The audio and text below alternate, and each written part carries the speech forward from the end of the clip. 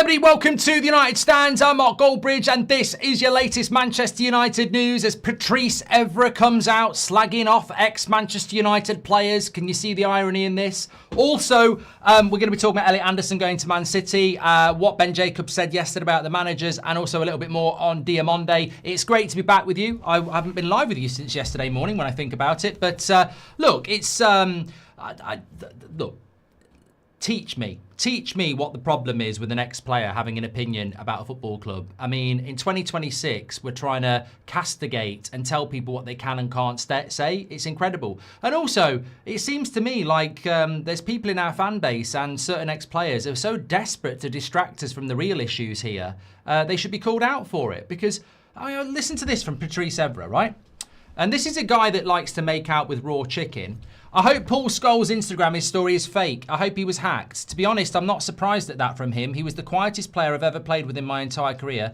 Now in the media, he drops bombshells. I don't understand the lack of support for Carrick. He's one of our own and he's doing a great job. Scholes has made negative analysis, but Roy Keane and Gary Neville have too. It annoys me because he went to be in the top four and these comments are useless. But that's what you do when you work in television. You can't be positive, you have to be negative. Most of these guys get a managerial job and get fired immediately. I told Neville it's easy to talk on television. When you were at Valencia, they asked you for paella and you gave them fish and chips. After 3 months, they said goodbye to you. People don't forget what they've done as managers. As players, they're legends, but as managers, they haven't done a great job. Now, I'm sure there's a lot of people in the chat that are going to go, oh, brilliant, Patrice, brilliant, Patrice. But I would pose the question, why is it brilliant? Why is it brilliant that one ex-player wants to slag off other ex-players because one of those ex-players wasn't happy with the way we played on Wednesday night? Who's the bigger issue? Patrice Evra there firing shots at Scholes, Neville and Keane like he's in the WWE. And yet all Paul Scholes did, and he deleted it, was say we've played shit for the last 4 games. I think we're living in a weird time and it just needs to stop. Like, some people don't think Carrick should get the Man United job and apparently they're villains. Some people think we've played shit for 4 games and apparently we're the problem. I mean, where have you been for the last 40 years in football when football fans have an opinion that ain't always rosy? I mean, I'll tell you this story again. When I used to go and watch United in the early noughties, people used to jeer Ryan Giggs. And only people who were at those games in the early noughties know that. They think that it's some sort of new disease because of social media that criticising your team's performances and players' performance is a new thing that we need to stamp out. It's literally been part of the fabric of football for time. So I don't really understand why we're obsessing about what Paul Scholes said after a crap game by Man United and why Patrice Evra is coming out trying to stir up the pot. As I said to you yesterday morning, why is it, and pray somebody tell me this, why is it that we have a situation at Manchester United over the last 24 hours where there are people out there who are just desperately trying to aim their anger anywhere but the people responsible? Anywhere. Nobody wants to talk about the midfield. No one wants to talk about the ownership. No one wants to talk about Wilcox. They just want to talk about Paul Scholes telling the truth. It's laughable. And as for Evra, I mean, I don't know where he's done this interview, but I presume he was being paid. Mate, you're talking about ex-players can't have an opinion because they weren't very good managers. So should everybody who paid your wages when you were a United legend and everybody who's going to read your article, should we just walk away and go and watch the curling? So nobody's entitled to an opinion now unless you've managed at a high level. And as I said, you made out with a raw chicken. So we can all play the game of fish and chips and paella. How's about we have, and look, for somebody who does get clipped up and somebody who does do reactions and stuff like that, I crave with Manchester United conversations about 5% ticket price increases for season ticket holders that's just come out this morning. I crave that type of conversation. I crave the conversation about why Man United are so shit against 10 men and can't beat a low block. Why our substitutes were so bad. Why we're so tired in games at the moment. Why are we playing so badly at the moment? Why aren't we interviewing top-class managers? Why are we even considering Carrick when we're meant to be Manchester United? Why can't we have these conversations? Why are we having conversations about paella, fish and chips, and Paul Scholes? Because you're being distracted. You might not like me, you might not like the United stand, you might not like what Paul Scholes said, but you're being distracted. And if you can't see this, this is why you live in the world you live in with certain political parties and certain people running your football clubs, because you get manipulated by their very obvious PR. On Wednesday night, Man United played 45 minutes against 10 men and were bloody shit.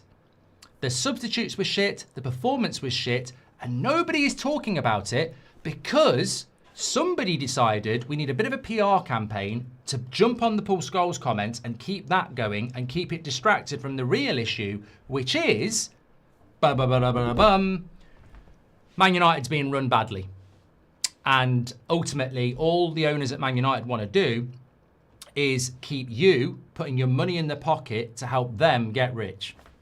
And Tottenham Hotspur are an absolute warning sign to Manchester United. Brand new stadium, loads of money spent, could be in the Championship last year.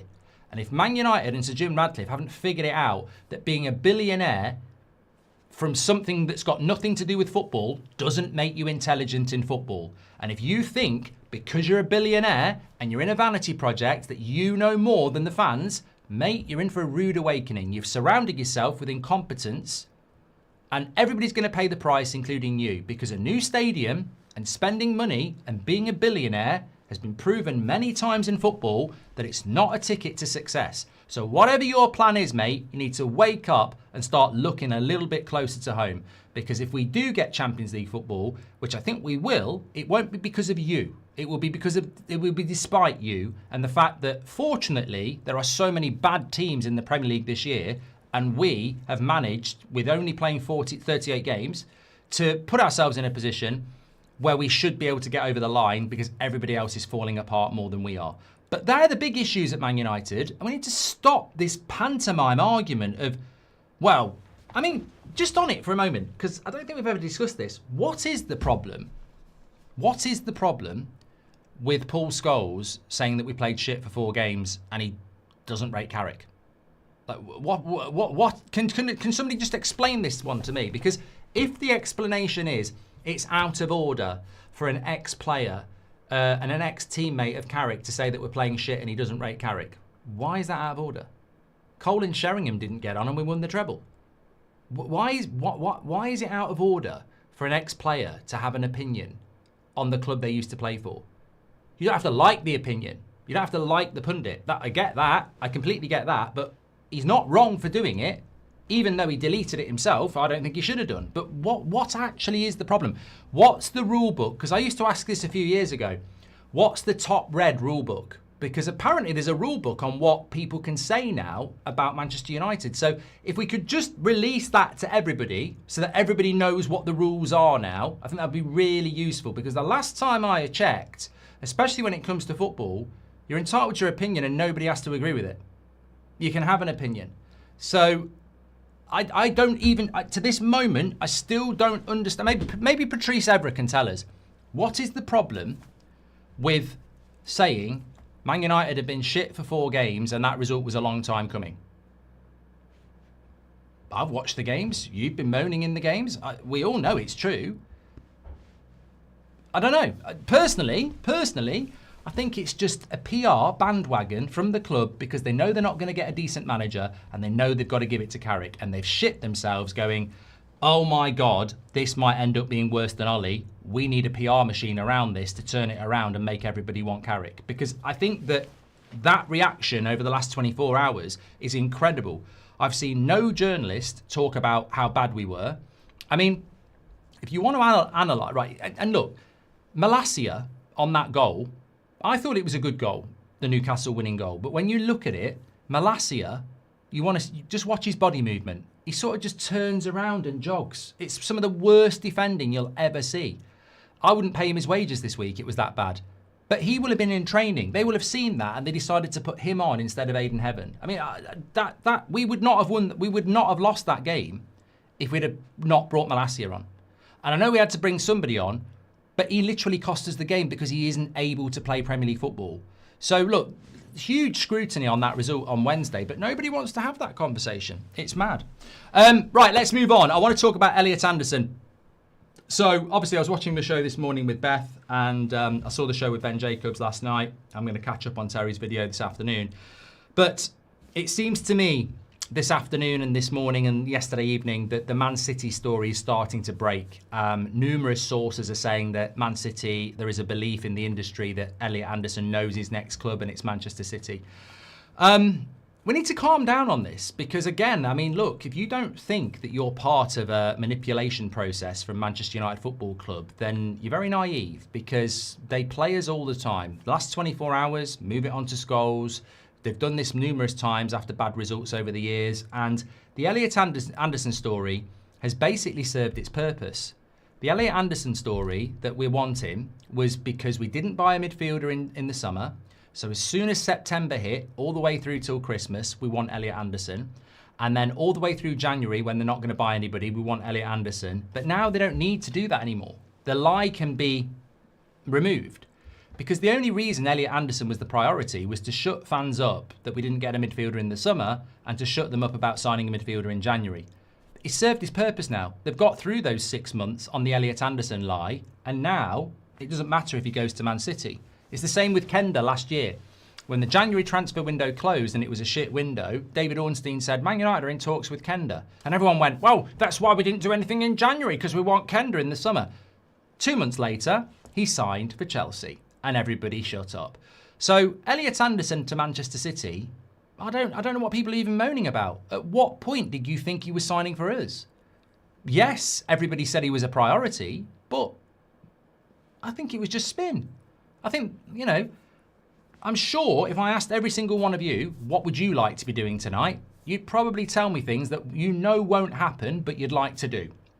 Could be anything. You know, you might want to devour a big tub of ice cream or something, I don't know, or something else. The point is, I said this in the January transfer window, that there was a rumour going round that after Gahey, Man City were considering making a move for Elliot Anderson to do the hat-trick in January, to send the statement that they're not pissing about. Semenyo from Bournemouth, Gahey from Palace and Elliot Anderson from Forest in January. There was no desire from Forest to do it, and I don't even know if Elliot Anderson wanted to do it, I don't know. But that was the rumour that they were going to try and get him in January. So anybody who is shocked that Elliot Anderson and Man City seems like it's very close, it's not shocking. It's not shocking. It's not surprising. The only reason you thought he was coming to Manchester United is because Manchester United have been happy to peddle that story for 6 months to distract you from the fact that they didn't buy a midfielder last summer and they didn't buy one in the January transfer window. It doesn't serve a purpose anymore because in the summer, we will sign 2 midfielders. So they don't need to push the Elliot Anderson story anymore because it served its purpose in distracting you that you thought it was possible anyway. And you know what? Maybe there is a slim chance that we do get Elliot Anderson. Maybe Man City pull out, or maybe Man City get charged, or, you know, maybe Man United go and give him £100 million a week or something. I don't, obviously that's not going to happen. But the reality is, very, very high chance that he's going to Man City. So I don't even react to that news with any, you know, shock or horror because I just think we've been played. I think we've been played completely. So I'm not shocked about that. Also on the Diamonde story, seen this morning again from German reports that Liverpool feel that Elise is not gettable, so they're going to go for Diamonde. We've heard from Ben Jacobs that United are working on that deal. I mentioned this about 3 weeks ago, that that's the #1 deal that we can work on at the moment, and there's no doubt that we are working on it with RB and Nagelsmann and, Favell connections. But obviously Diamonde's dad is a Liverpool fan and he's been linked with them before. Look, ultimately, I think with Diamonde, there's less of an excuse. We're Manchester United. Liverpool are not going to be in a better position than us next year. I think we'll both be in the Champions League. They've had a very bad season. They need a major rebuild. We need a major rebuild. I mean, they don't pay ridiculous wages. So Liverpool wanting Diamonde and Man United wanting Diamonde, I don't necessarily see that this is the loss it might have been last summer. I feel like we're on more of a level playing field financially and what we can offer. So look, I think we've been sort of indoctrinated into the opinion that if somebody else goes in for a player, we can't get them. And that's only because over the years we go for players that nobody else wants, like Sancho or, Sanchez or, there's so many players over the Pogba. We go for players that no one else is in for. Bruno. In that January, no one else was looking at him. It was an opportunity. But big clubs go for players that other people want. If you want to beat the best, you've got to beat the best on and off the pitch. So if Liverpool do want Diamonde, maybe Chelsea come in for Diamonde. Maybe PSG come in for Diamonde. Are we just going to go, oh, and walk away? You got to stay in the race. And I think, in fairness, I'm guilty of it, and you probably are guilty of it when you think about it. We seem to think if somebody else is in for a player, we can't get that player. Now, Newcastle wanted Sesko. Obviously, you'd expect us to beat Newcastle. But last summer, we actually did have it a couple of times where we went for players that other people went for. And I'm not in the game of praising this ownership, far from it. But they have shown a tendency to go for players that other clubs go for. Lenny Yoro, Real Madrid. Sesko, Newcastle. In Burmo, it wasn't well documented, but there were other clubs looking at him as well. So, look, Liverpool want Diamonde. So what? Doesn't mean it's over. I know for a fact we're working on it. I know for a fact that we want him, and maybe Liverpool do want him. Maybe they don't want him, but it doesn't mean it's over. So I think like everything I've spoken about on the show so far, stay calm, calm down. Like Elliot Anderson to Man City, we shouldn't really be surprised. Liverpool going in for Diamonde doesn't mean we need to move out of it. And this whole Paul Scholes ever bollocks. Like you're just being distracted from the real issues at the club, which is why have we been so shit for the last 4 games and why did we lose on Wednesday? That's the big conversation. And who is going to be our manager in the summer? I can't believe it is a conversation about ex-players and whether they should be allowed an opinion about this football club. That's the topic of conversation in some of our fan base at the moment. Whether ex-players who aren't employed by the club should have an opinion on the club. That's like saying Jose Mourinho should never speak about Man United in any way, shape or form unless it's positive. Why? Why can't he? If somebody's giving Paul Scholes a few $100,000 a year to do a podcast, do you think he's just going to do a podcast and go, oh, I love everything. I love the colour of the kits. I love Carrick. I love everything. I love absolutely everything. The producer and the person who's running it's going to go, Paul, like, we're up against, like, the overlap, United stand, we're up against, like, really, really, really, a competitive market. You're earning good money and you're just being positive about everything. Can we get a bit of realism, please? No, what's wrong with a bit of realism? If you don't agree with the realism, that's where the conversation takes place. What I can't stand in modern society is the cancel culture of stuff that's not cancelable. Somebody having a different opinion to you that you don't like is not cancelable. You are meant to offer up an alternative. So if Paul Scholes says Man United have been shit for the last 4 weeks and hints that Carrick might not be the guy, you come back with, I think we've actually been very good in the last 4 games. I think we've been a bit unlucky in the last 4 games. I think it went wrong for this, that and the other. And I think Michael Carrick is the right guy. You don't go, he can't say that, everybody pile on and cancel him. That makes you a loser. If you need to cause a pile on to somebody because they've got a different opinion to you because you can't argue back against it, that makes you the loser. You've lost the argument because he obviously said something you can't deal with in a debate point of view. But, I laugh at it. I love it when people say, oh, Goldbridge is just so negative because he said we've been shit for the last 4 games. I just go, okay, you've got nothing to come back with, have you? So I've won. I'm right. Because if all you've got is you're so bloody negative, you Forest fan, I laugh. That one to me is the best of the lot because that's the lowest common denominator. The whole, oh, he's just a negative Forest fan. Well, I've won. I've been doing this for 10 years and people have been saying that. I laugh and I've won because I know that's not true. And I also know that's the best you've got. You're not, if you came back at me and said, well, statistically, Luke Shaw has run further than everybody else on the pitch. He's put more accurate crosses in and he was absolutely low-key brilliant. I'd think, shit, where have they got, is that true? Oh, fuck, I look an idiot. Or if you go, you know what, Manchester United played really well against Newcastle and West Ham and Everton and Crystal Palace. Statistically, with the eye test, they were brilliant. You're wrong. I'd be, oh my God, I'm in trouble. But I'm not in trouble, am I? Because all people are saying is you can't be negative about Man United when they're playing shit. Well, I've won then, haven't I? Because I obviously am right that they're shit because you've got no comeback in a debate. And, you know, people need to calm down. People can have an opinion about things. We are a very long way from where we need to be. And some of us are banking Champions League already and going, what are we going to do next season? And I'm seeing coaching tendencies that terrify me for next season. I mean, if I was Sir Jim Radcliffe and I was analysing giving Michael Carrick and his coaching staff the job, I'd have a big, massive question mark next to them right now, simply because the tactics have been poor and the fitness levels are dropping. Well, we're going to play 2 games a week next season. So apart from results, what's the long-term game, you know? I see no difference between you and the ex-players creating propaganda and spreading negativity instead of backing the manager, says Sanj. I think, you know what? I've actually literally just answered your question, because what you've literally done there, and thank you very much for being the guinea pig, is you've offered absolutely nothing, because you can't, whilst trying to make yourself sound good. It's not propaganda, mate. It can't be propaganda when it's factual opinion. Can't be propaganda. And also, spreading negativity instead of backing the manager. Who's not backing the manager? Who's not backing the manager? We played shit for 4 games and Wednesday was absolutely abysmal, and we're meant to be making a decision on whether this guy should get the job or not. Nobody said don't back the manager. I actually said before the game he shouldn't be getting the job on wins, and he shouldn't not get the job because he's lost. So maybe fact check what you're saying, mate, before, because that as a comeback is pitiful, really bad. Thoughts on Somerville for left wing? I rate him a lot, says Dobbers.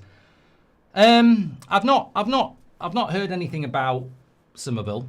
I think he's a decent player, but I've not heard anything about Man United. But ultimately, if we don't get Diamonde, then there has to be somebody else, because we do need, you know, we can't go from we want Semenyo, he's gone to Man City, we want Diamonde, he's gone to Liverpool, to we won't bother, because that's what we did with Kenda.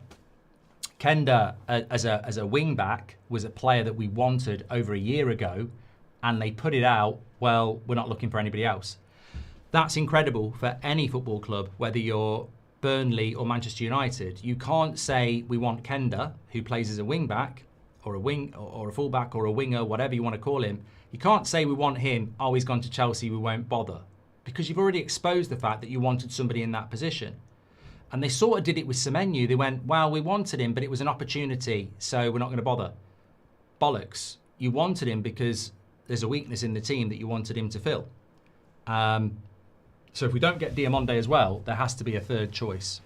I like Almala, Dominica. I like Almala. The ownership raising the ticket prices is disgraceful, says Daniel Thompson. They keep charging fans for less quality. It's ridiculous. The fans shouldn't pay for their errors. I don't know. Look, and this is what the United stand's all about, and it's a brilliant comment, and thanks for the super chat from Daniel. This is what we're all about, because instead of talking about Evra's ridiculous comments stirring it up against ex-players, which serves no purpose at all, he could have said something about the ownership raising the ticket prices. But no, I don't think we'll get anything like that from Rio or Evra or anybody else who's an ambassador of the club, because that's too close to home. But actually, slagging off people that aren't attached to the club, that's actually perfect, because it protects the club. Why are these people not coming out and using their big mouths to talk about ticket price rises that hurt the real people that matter at Man United, which are the fans? A 5, some people say it's a higher than 5%, but a 5% ticket price increase for Manchester United fans this season, on top of what happened last season, is incredible. It's absolutely incredible. There's no justification for it at all as well, because, to be honest with you, the quality of the football and the fact that we've not even been in Europe this year, why is there a ticket price increase? I mean, we're not in the Champions League yet either. So you're guessing you're going to be in the Champions League, or you're just ripping off the fans as per usual. It's disgusting, and it's a major, major thing. But is anyone talking about it? No, we're not talking about it, because Paul Scholes did an honest Instagram post. If you take into account the ticket price rise last season and this season, overall it's going to be double figures percentage rise. It's disgusting. And this is how the club is surviving, because you're paying for it. billionaires running the football club who are trying to buy cricket clubs in India, but you will pay to keep Man United afloat. Unsure why there's fragility around criticism in United, says Patrick Lynch. There was a huge push for standards under previous managers. Carrick has had a good results and some good performances, but criticism seems to vanish because he's an interim. Yeah, well, you make a great point, Patrick, as you often do, but what happened to standards? I mean, Manchester United, in my mind, are the Real Madrid of England. They are the Paris Saint-Germain of England. They are the Bayern Munich of England. And those clubs compete for titles every year. We haven't competed for a title in 13 years. I would say now more than ever is the time to maybe be a bit critical of the football club. But apparently you can't do that now because we have a manager in place who used to play for the club, who is an interim, and is presiding over one of the most important decisions of recent history. But we can't criticise him. We can't criticise him because even though the standards of the club are on the floor, we can't criticise him. It's incredible. Incredible. Hope you're well, says Daniel Thompson. Not sure if you've seen the new show gripping the UK right now. Hilarious. It's called Keeping Up with the Spurseians. O'Hara and Expression star in it, says Daniel. Yeah, I mean, look, things can always be worse. But as I said, I think there is a warning sign with Tottenham that, Man United's obsession with a new stadium and everything's going to be okay when we get a new stadium. I do think that you need to take on board the fact that it really does feel like the Glazer-Ineos plan is to do very little for 5 years, Champions League qualification, and then get a new stadium and think that they're going to take over the world. But Tottenham literally have that stadium in London with Beyonce and Ed Sheeran and the NFL, and they're close to getting relegated. So a new stadium doesn't make you the best club in England. What makes you the best club in England is proper leadership and ambition. I don't think those two things apply to Glinios at all. So we do have people in our fan base that are thinking that when we get this stadium built, we're going to dominate the world. You don't even know how we're paying for that stadium. You don't even know when that stadium's built. There might be a statement coming out saying we've got to pay this back over the next 10 years, so we've got to fasten our seatbelts, but in 10 years' time, we'll be dominant. It could be another kicking the ball down the road. So there are lessons to be learned from Tottenham that bad ownership will sink any ship. And they have got all of the ingredients to be very successful. They're a London-based club, which means a lot of players would rather play in London than Manchester or Newcastle. They have an amazing stadium. They have spent money. But it's bad decision, bad decision, bad decision, bad decision. And look, if you put Manchester City's people into Spurs, they'd be very successful. But they have bad people making decisions. And that's why they are where they are. And it's a warning sign. Of course it's a warning sign to Manchester United. Just on the manager situation, there was one thing from what Ben Jacobs said yesterday. Ancelotti and Tuchel are currently not in the race for the Manchester United manager's job, which I think we do know. De Zerbi, Nagelsmann and Martinez are names being discussed at the moment.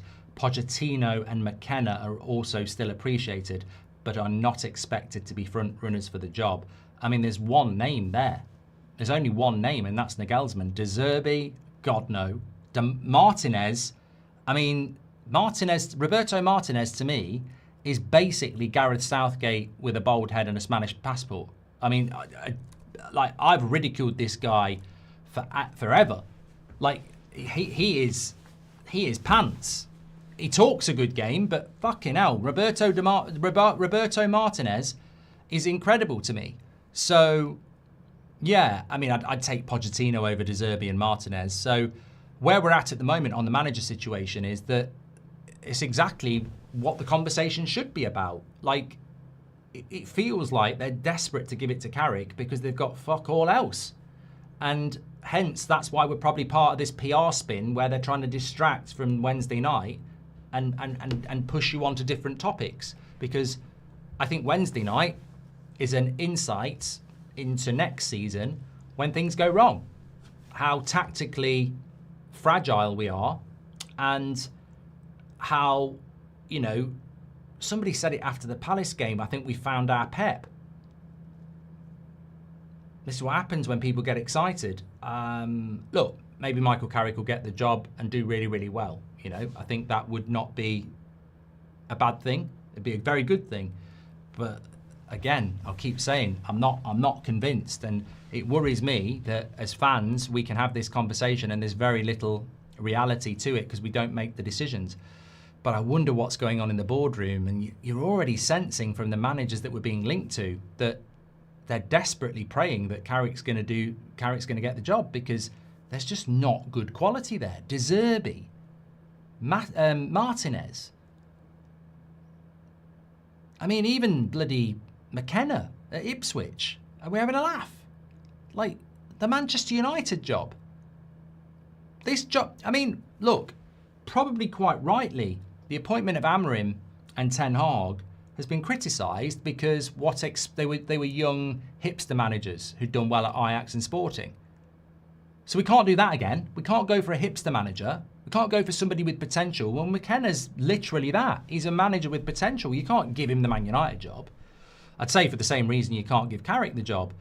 You can't give Martinez the job, and you can't give De Zerbi the job. So it leaves Pochettino or Nagelsmann for me, and, well, I know what I would do.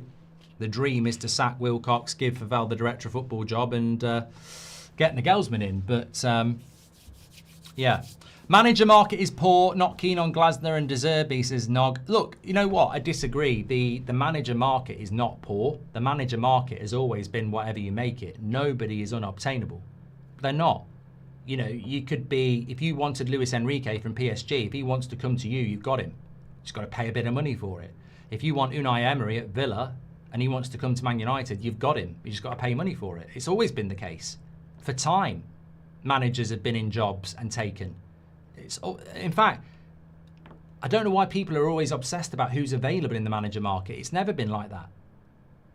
It's not. Normally, a manager is taken from where they are.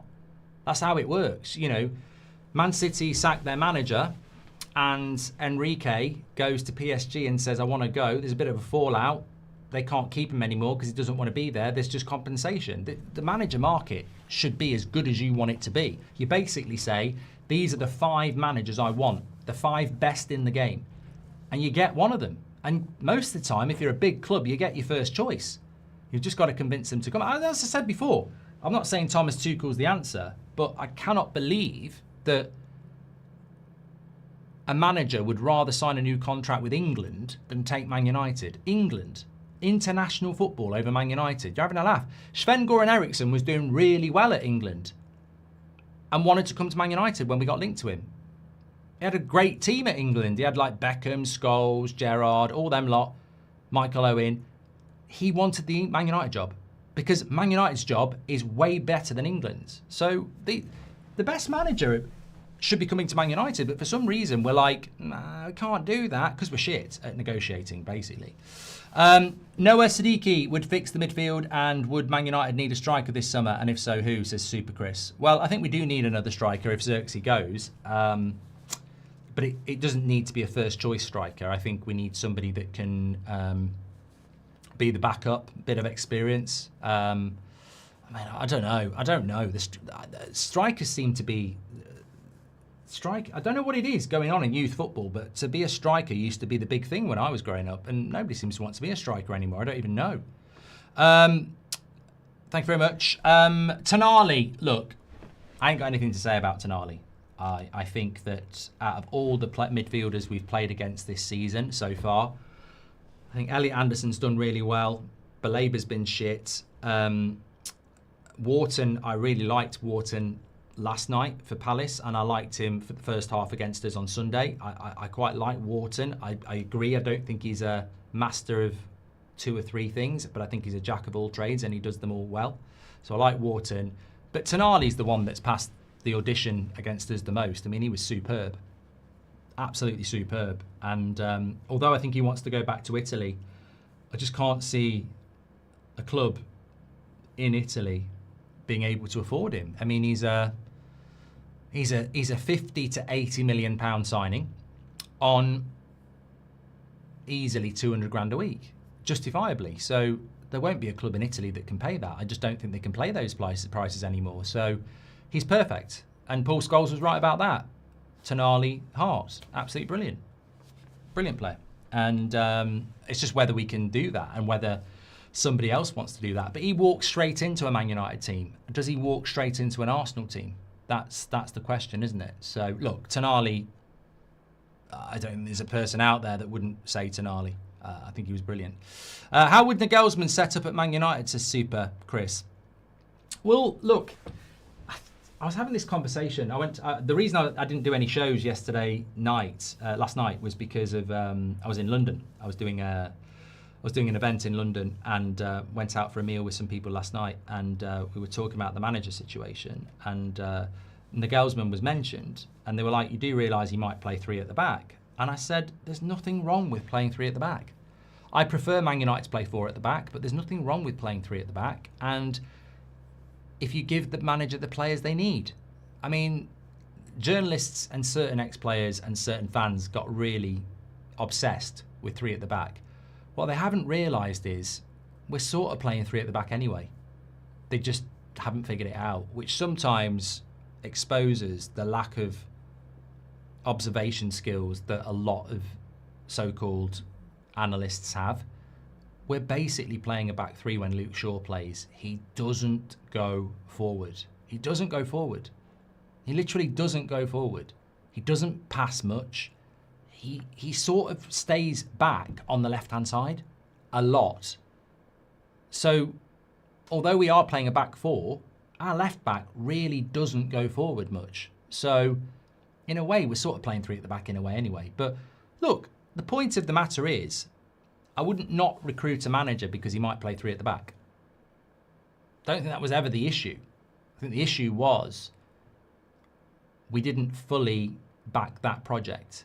And look, if it's Nagelsmann or De Zerbi, because De Zerbi plays a back four, I'd go Nagelsmann. Dan says, people worrying about Cunha on the wing, saying he's not a proper winger and more of a striker, but Rashi and Greenwood's best seasons were on the wing, cutting inside with overlapping fullbacks. Get Shaw out and Cunha will shine. Absolutely. I mean, Beth was on about this yesterday, Dan. You can moan about Mbeumo, you can moan about Ahmad, and you can moan about Cunha, but there is a massive improvement in all of those players if the fullback actually overlaps. If Mount left, would you give 7 to Great? Who would you give 7 to? Says Daniel. I'd give it to Bruno if he wanted it. I think Bruno is the most suitable number 7. Maliki says, I would rather take Nusa from over Diamonde, says Maliki. He's a good player. And would you take Flick or Allegri if they're options? I mean, Hansi Flick's an interesting coach. I don't rate Allegri, if I'm being completely honest. We need fullbacks to go beyond the halfway line. Shaw doesn't, and Delo does sometimes. I just don't think Delo is good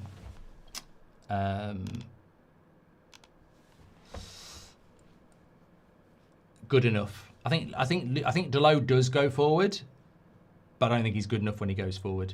Rajaf says, what's your thoughts on the 5% increase in ticket prices? I think it's disgusting, mate. And I think, you know, if you think about a 5% increase on an £800 ticket, that's £40. So if you've got, and let's say it's, I mean, it's just quick maths, isn't it? So let's say a £40 increase for 50,000 ticket holders, that's £2.5 million. Is it 2.5? It's 25 million, isn't it? No, my maths is shit. That would be 55,000. Yeah, £2.5 million straight away just by increasing that, and it'll be more than that because our capacity is actually 75,000. So you probably just made £3 million just like that. It's probably with that 5% increase, they probably made 3 million like that. And that's not forgetting hospitality and everything else. So, yeah. Anyway, look, tonight I am doing Bayern Munich, live Bayern Munich footage on That's Football at 7:30. So the live show tonight will be a little bit earlier, probably more like 6:30, 7:15. So we will be back live then. Delo never overlaps, though he's always inverting inside, says Dan. Okay. Thank you so much, everybody, for tuning in. Nice to be on a 2 o'clock show for once. I really did enjoy that. Hope you did as well. Take care, stay safe, and I will speak to you on the next one.